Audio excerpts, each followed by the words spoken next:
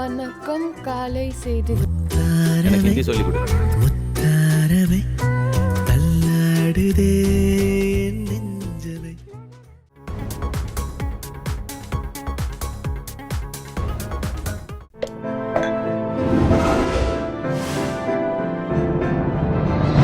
Chai with Chitra.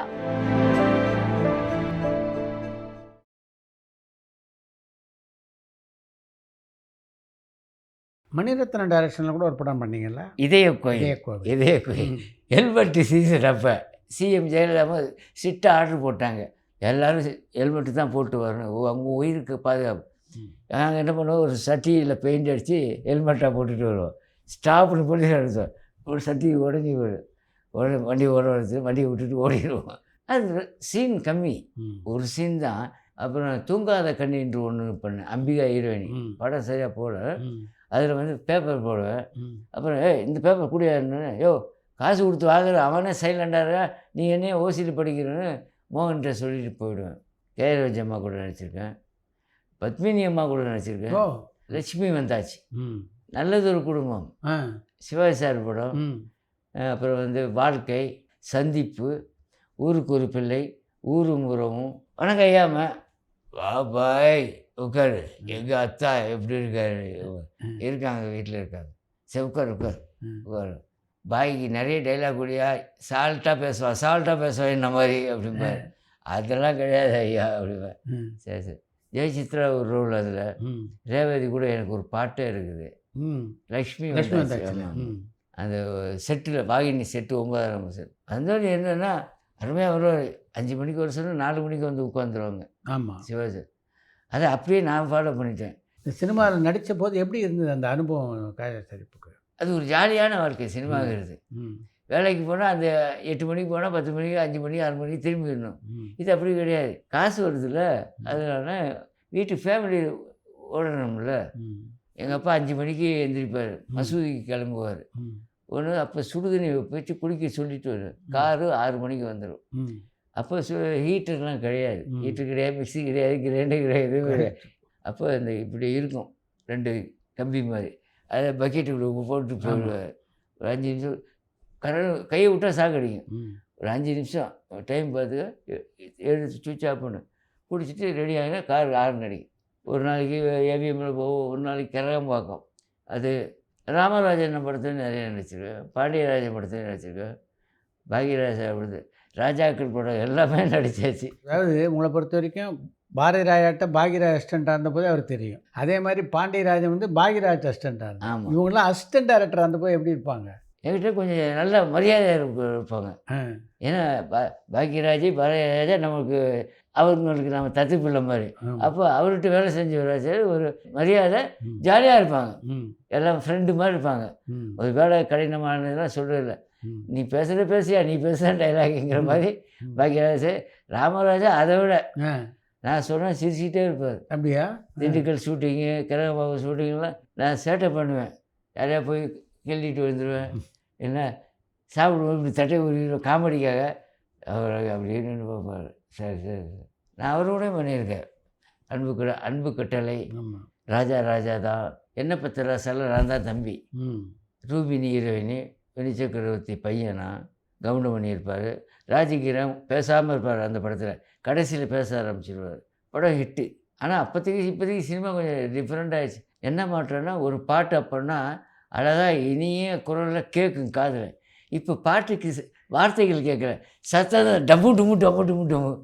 அது இந்த கானா பாட்டு பாட்டு போடுறதே மறந்துட்டேன். ஆனால் கானா பாட்டுக்குன்னு ஒரு ரசிகர்கள் இருக்காங்க. ஆமாம், கிராமத்தில் நம்ம கிராம பாட்டை தான் ரசிப்போம். இந்த சிட்டியில் ஒரு நல்லதுன்னாலும் கானா தான் வைக்கிறாங்க, ஒரு கெட்டதுனாலும் கானா தான் வைக்கிறாங்க. இந்த கீதம் அருமையான மெலோடிஸ், இளையராஜா ஐயா மாதிரி மெலோடிஸ்னா இங்கே ஈடுபடாது. அந்தந்த ஏரியாவுக்கு தகுந்த மாதிரி. நான் கலை நிகழ்ச்சி பண்ணுவேன், தலைவர் பாட்டுக்குன்னு ஒரு லிஸ்ட்டு கொடுப்பான், ஒருத்தர் ரஜினி பாட்டுன்னு கொடுப்பான். ரெண்டையும் போட்டால் தான் அடங்குவானுங்க, இல்லைன்னா இன்னும் கத்த ஆரம்பிச்சிடுவாங்க. இதில் இந்த குடிசை பகுதியில் உள்ளவங்க, ஹவுசிங் போர்டில் உள்ளவங்க, மீனவர்கள்லாம் ரசிப்புத்தன்மை ஜாஸ்தி. இப்போ மதுரையில் எப்படி சினிமா ரசிக்கிறாங்க, சேலத்தில் எப்படி ரசிக்கிறாங்க, பாண்டிச்சேரியில் எப்படி ரசிக்கிறோம், அது நமக்கு தெரியும்.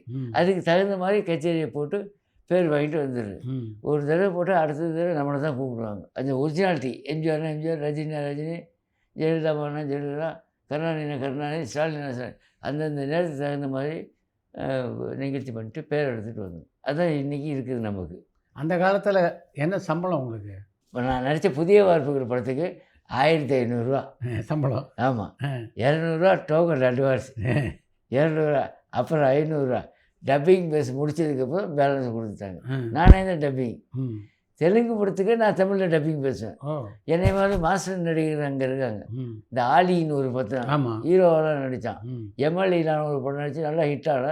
இப்போ என்ன தெரியும், இப்போ அங்கே வந்து காமெடி நம்ம தமிழ் படத்தில் நடித்த சுதாகர் தான் அங்கே காமெடி. ஆமாம்.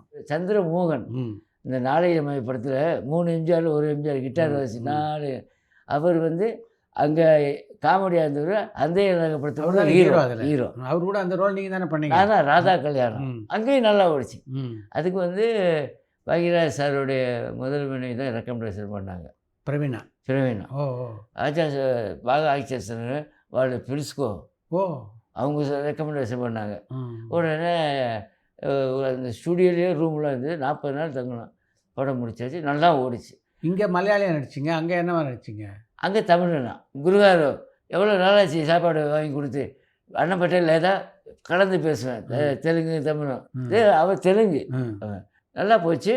விஜயவாடாவில் 175 நாள் ஓடி பரிசு கமலஹாசன், சிரஞ்சீவி எல்லாம் வந்து கலந்துக்கிட்டாங்க, ஷீல்டு கொடுத்தாங்க. அதே மாதிரி உதிரி புகழ், ராதா கல்யாணம், பசிரி மகள், தேவதா, ரவுடி, முச்சாடு மூக்கு 7-8 படம் நடிச்சது. அதே மாதிரி ஓ சாத்தி அதுக்கு என்னை கூப்பிட்டாங்க. நான் மலேசியா நிகழ்ச்சிக்கு போயிட்டேன். அந்த எனக்கு ஹிந்தியிலா அனில் கபூர் நடித்தார். என்னை கூப்பிட்டாங்க. நான் மலேசியா கலை நிகழ்ச்சிக்காக போயிட்டு அது மிஸ் ஆகிடுச்சு.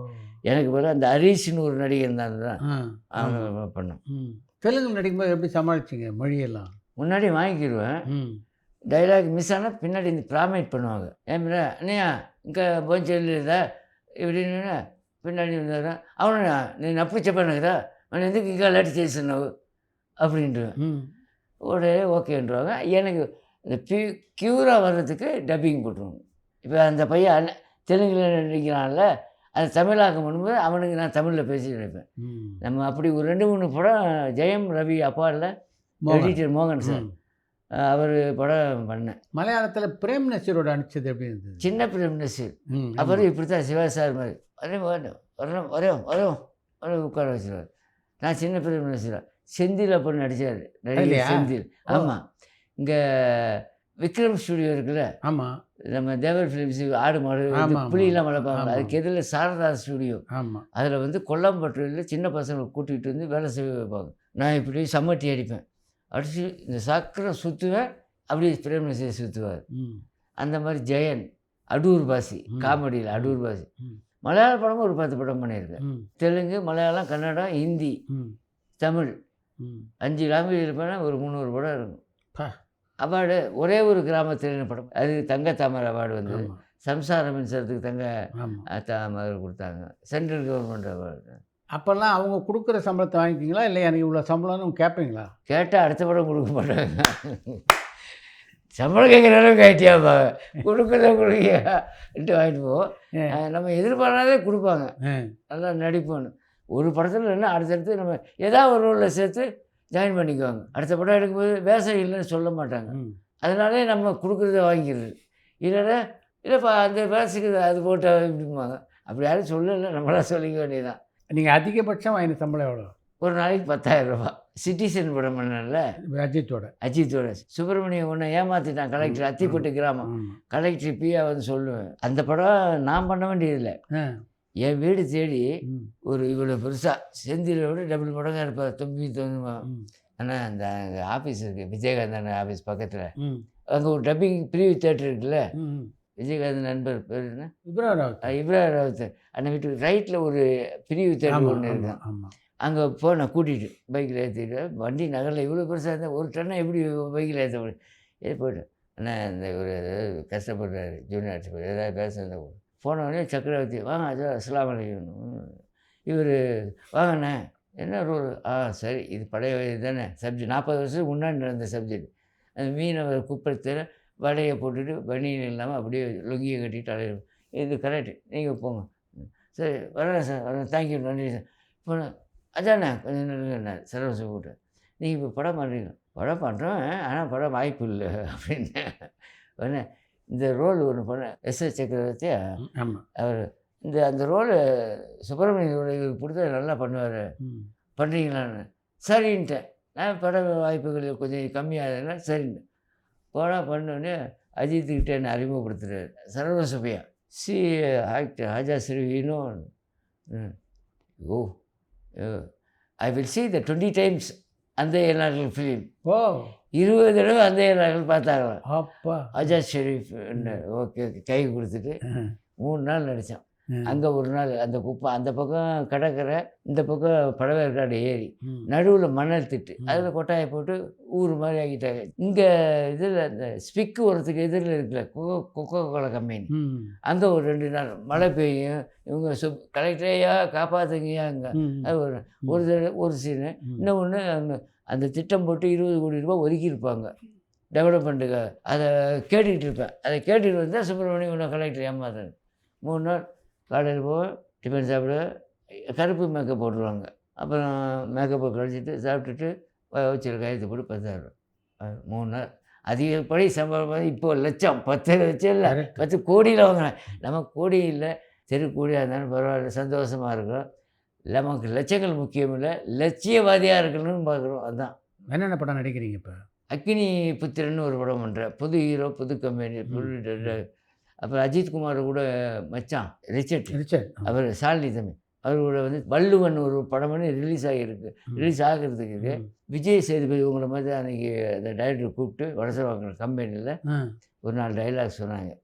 அவரும் நானும் டிஸ்ட்ரிபியூட்ரு, பட டிஸ்ட்ரிபியூட்ரு.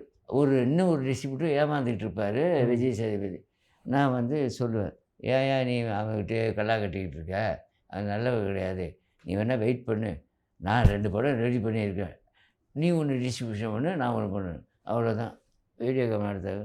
ஓகே நான் கூப்பிட்றேன்ட்டு சொல்லுவேன். ஜனவரிக்கு மேலே கூப்பிடுவாங்க. ஓ விஜய் சேதுபதியோட புது படம். ஆமாம், அது நம்ம கன்ஃபார்ம் ஆகிடுச்சுன்னா ஷூட்டிங் போயிட்டோன்னா ஹிட்டு தான். மறுபடியும் ரீஎன்ட்ரி. Super super. ஒரு மணிக்கு ஒரு தடவை ஒரு 2000 தடவை, எனக்கு 4000 தடவை. உங்களுக்கு 3 தடவை கேப் வந்ததுன்னு சொன்னீங்க. முதல் இடைவெளி எதனால் ஏற்பட்டது? அப்போ நான் கொஞ்சம் வளர்ச்சி ஆகிட்டேன். கேரக்டருங்க அதுவும் இல்லாமல் இதுவும் இல்லாத ரோல் ஆகிடுச்சு.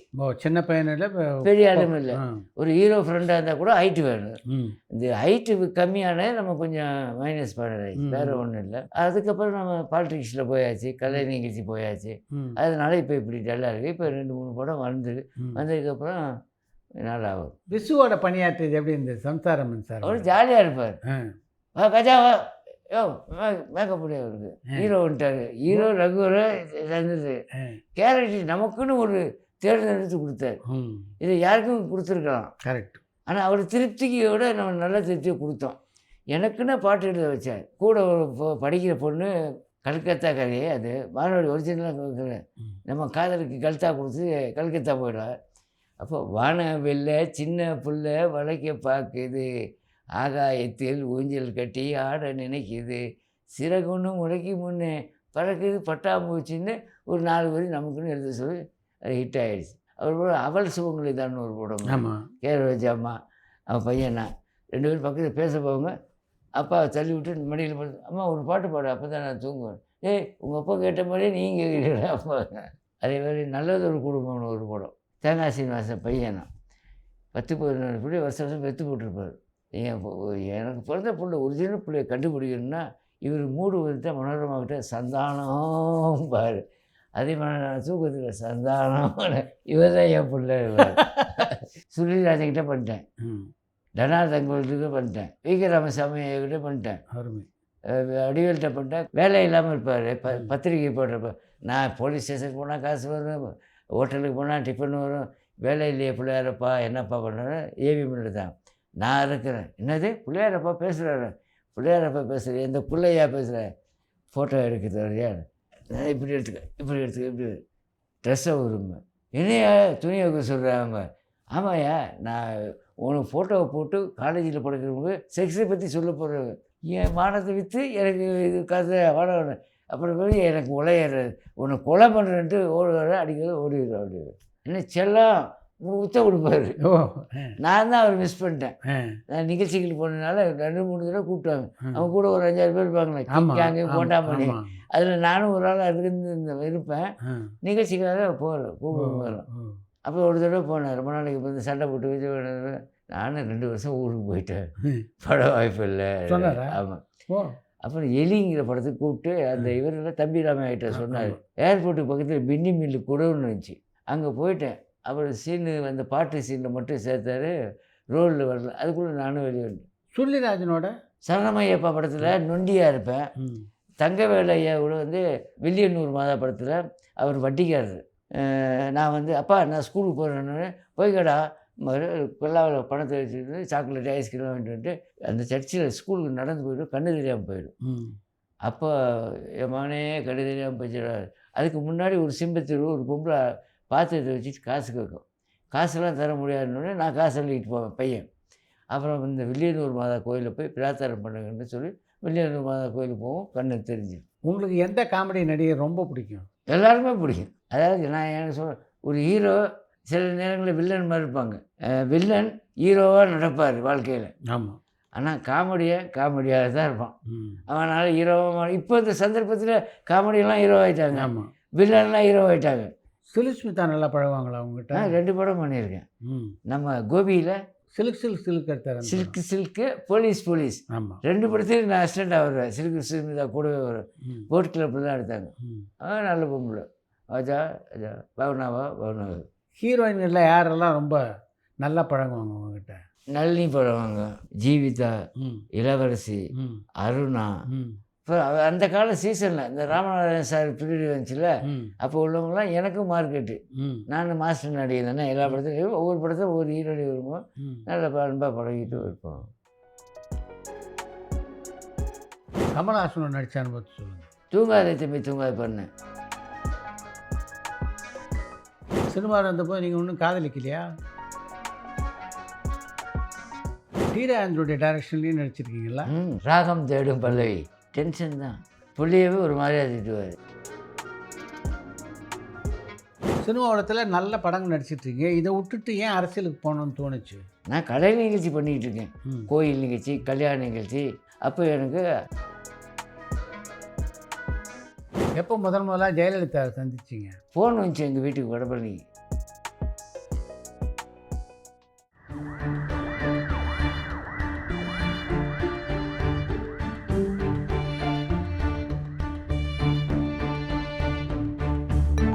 பரபரப்பான சினிமா செய்திகள், நட்சத்திரங்களின் பேட்டிகள், சினிமா வரலாறு ஆகியவற்றை பார்க்கவும் படிக்கவும் உங்களுக்கான இணையதளம் touringtalkies.co.